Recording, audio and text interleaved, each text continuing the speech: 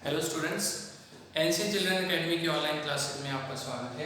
12th class के अंदर हमारा जो लेसन है वो चल रहा है इलेक्ट्रोकेमिस्ट्री। और इलेक्ट्रोकेमिस्ट्री में हम आज इस पूरे लेसन का लास्ट टॉपिक जो है वो डिस्कस करेंगे। और लास्ट टॉपिक जो है वो है corrosion.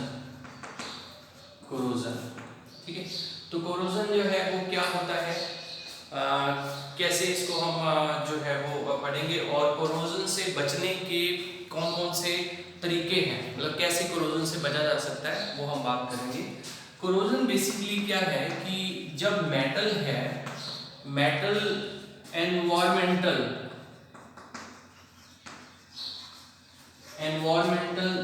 Substance like air, water और अदर गैसेस।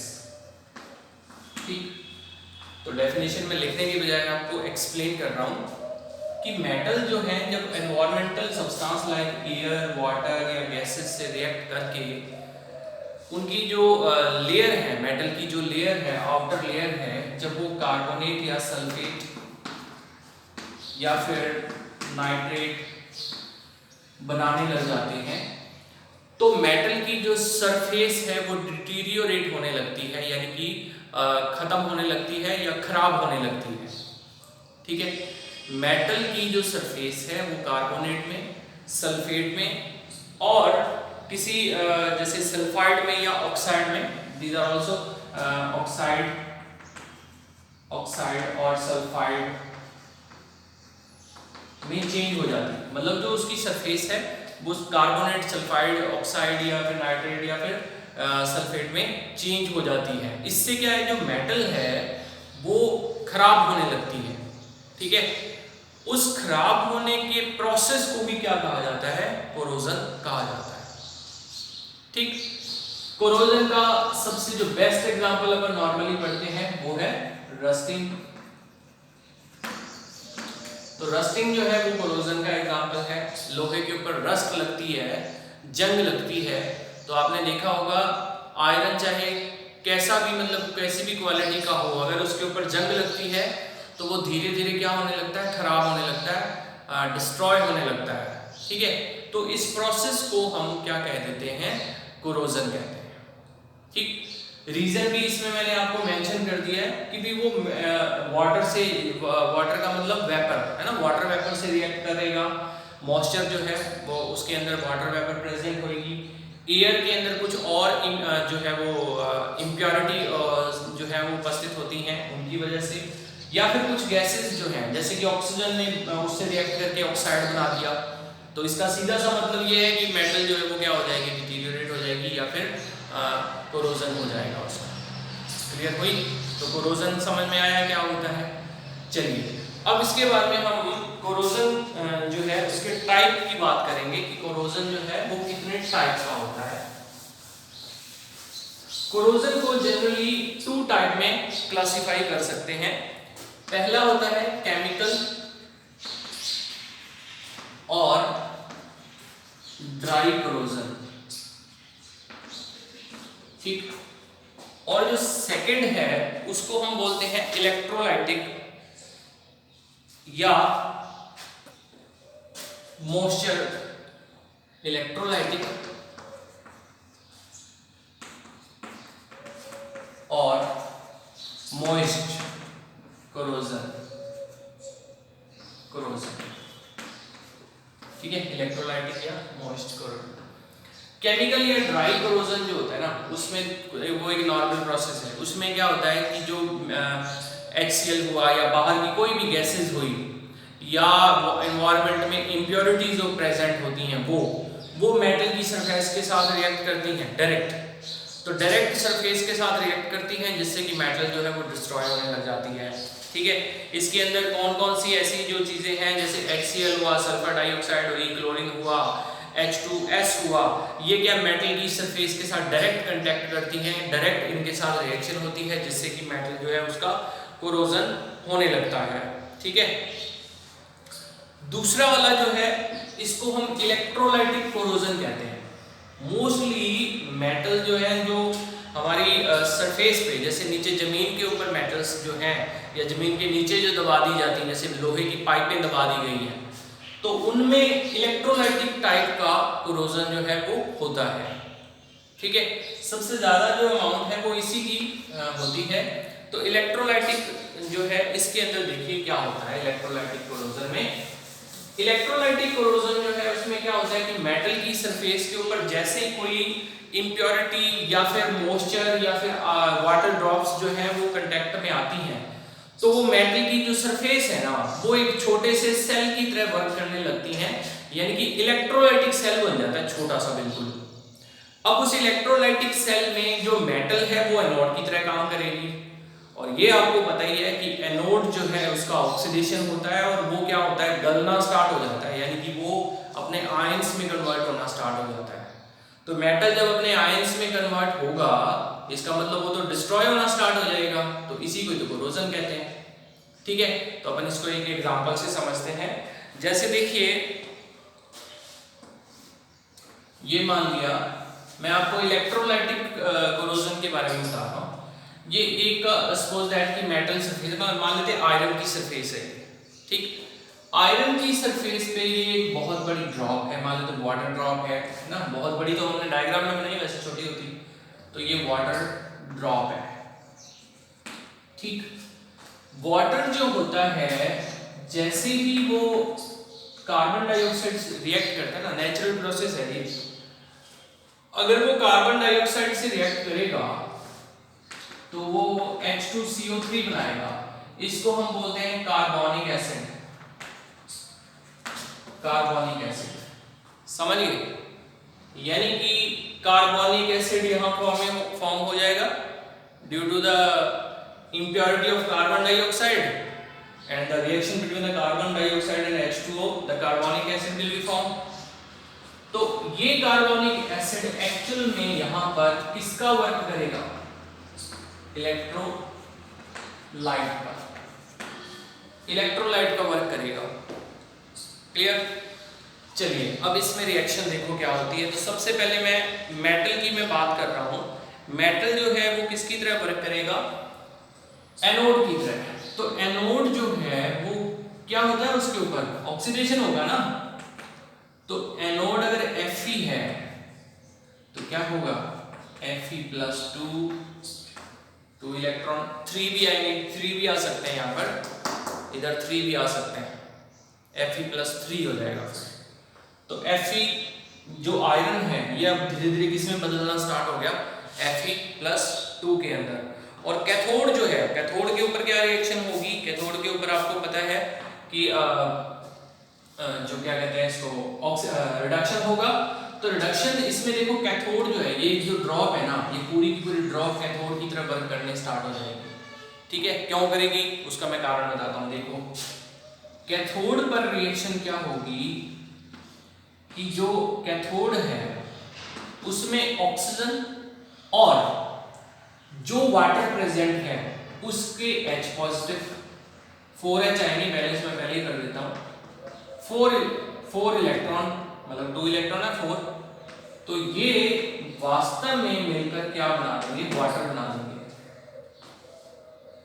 ठीक है, आयरन एनोड ऑक्सीडेशन, बाहर एनवायरनमेंट के अंदर कौन प्रेजेंट है, O2 प्रेजेंट है, ऑक्सीजन, इस वाटर के अंदर भी ऑक्सीजन प्रेजेंट है, तो वो वाटर जो है वो इस रिएक्शन में क्या करेगा, ऑक्सीजन जो है एज ए कैथोड वर्क कर रही है, 4H पॉजिटिव, 4 इलेक्ट्रॉन रिसीव करेगा, इलेक्ट्रॉन कहां से आए, यहां से आए हैं, इनको रिसीव करके दोबारा क्या बना देगा, वाटर बना देगा।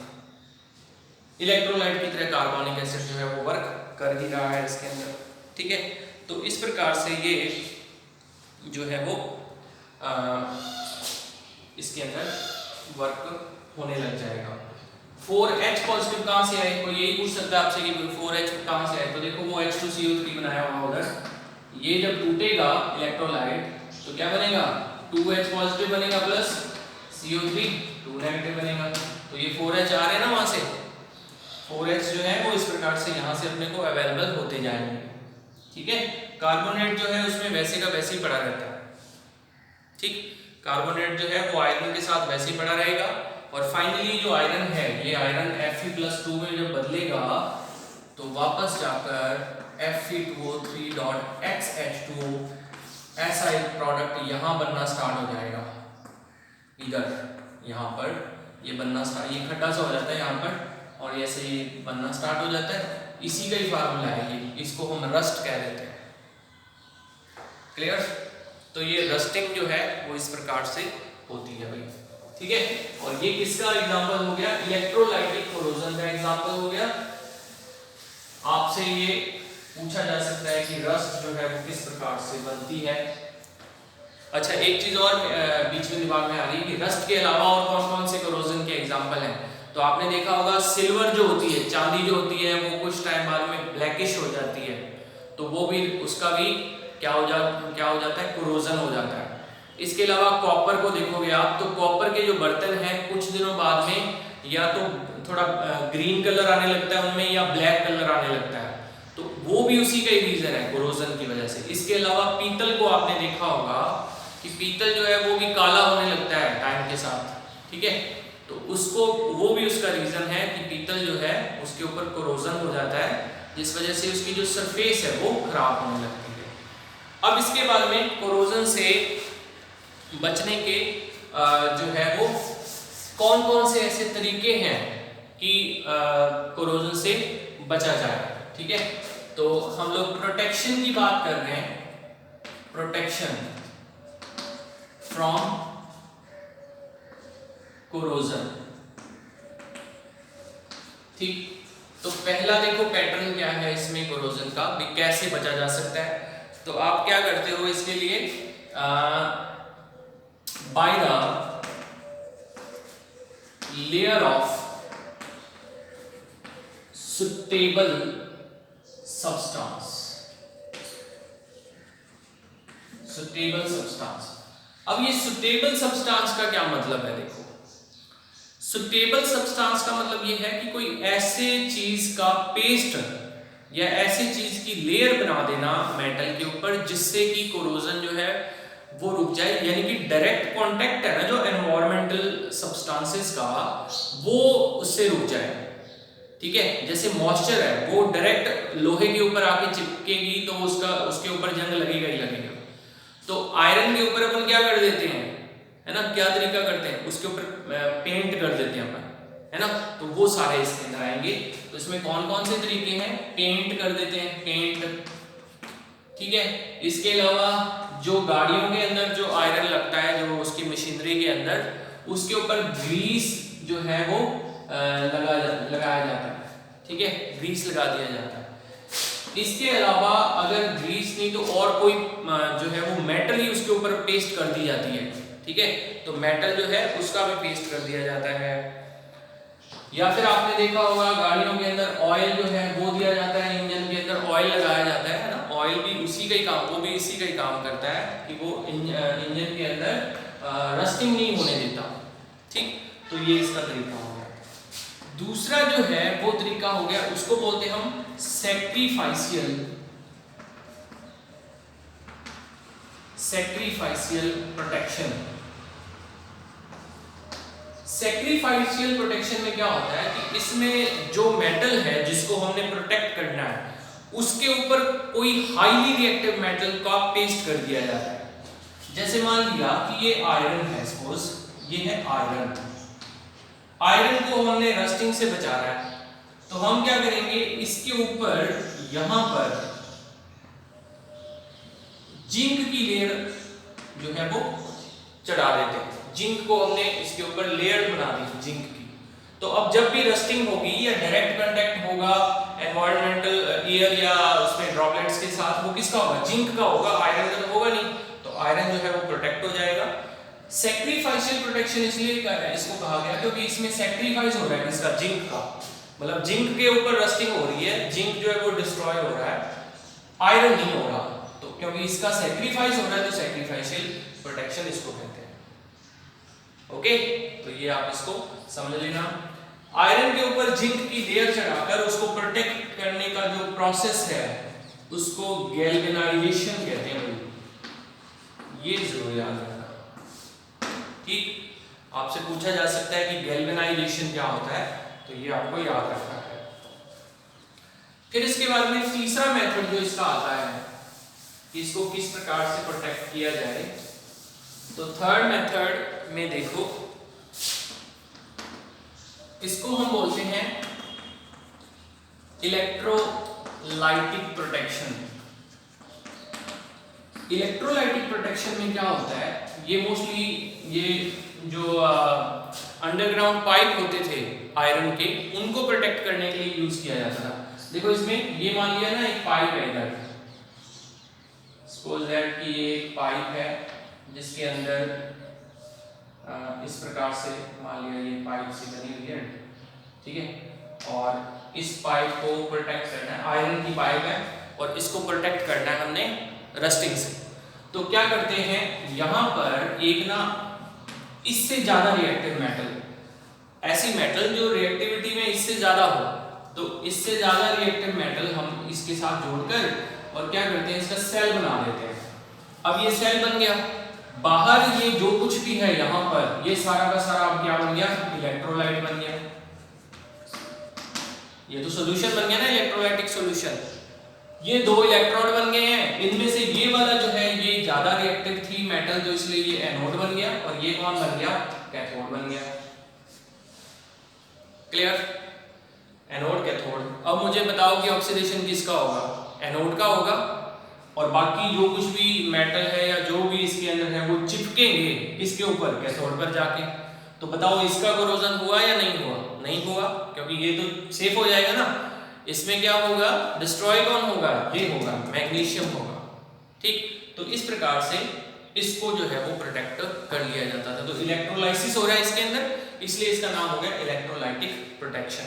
और लास्ट जो है वो है इसके अंदर, लास्ट मेथड जो है वो है corrosion proof. Corrosion proof substance. Corrosion proof substance जो है उनको सब्सटेंस की जगह यहाँ पर सॉल्यूशन लिख देते हैं हमने, क्योंकि उसमें सॉल्यूशन जो है वो लिया जाता है। तो इसमें क्या होता है कि कोई भी मेटल जिसके ऊपर रस्टिंग हुई हुई है उसको क्या करते हैं, सीधा ना एक सॉल्यूशन होता है कोरोजन प्रूफ, उसके अंदर डिप कर देते हैं। तो डिप करते क्या होता है, वो पूरी की पूरी जो कोरोजन लेयर है ना उसको उतार के वो साफ कर देगा, ठीक। या फिर किसी मेटल पे कोरोजन होने नहीं देना तो उसको पहले डिप कर लेते हैं ताकि वो केमिकल उसके ऊपर लगा रहे लंबे टाइम तक। कोई ऐसा सिस्टम बनाते हैं ताकि लंबे टाइम तक उसके ऊपर लगा रहे, जिससे कि कोरोजन जो है वो रुक जाता है। तो इसके अंदर देखिए जो है कुछ एग्जाम्पल इसके कोरोजन प्रूफ सब्सटेंस के, कुछ तो है फॉस्फेट सॉल्यूशन, फॉस्फेट सॉल्यूशन और क्रोमियम सॉल्यूशन, ये जो है वो इसमें कोरोजन प्रूफ सब्सटेंस की तरह वर्क करते हैं, ठीक है। तो ये जो है वो उससे प्रोटेक्शन करते हैं कोरोजन से। समझ में आ गई बात। ये अपना कोरोजन का टॉपिक यहाँ पे क्लियर होता है, पूरा हो गया। इलेक्ट्रोकेमिस्ट्री इसी के साथ ही यहाँ पर कंप्लीट हो जाती है, ठीक है भाई। तो ये अपना एक लेसन भी कंप्लीट हो गया और वीडियो भी कंप्लीट। नेक्स्ट वीडियो के अंदर हम एक नया लेसन स्टार्ट करेंगे और नए टॉपिक पे बात करेंगे।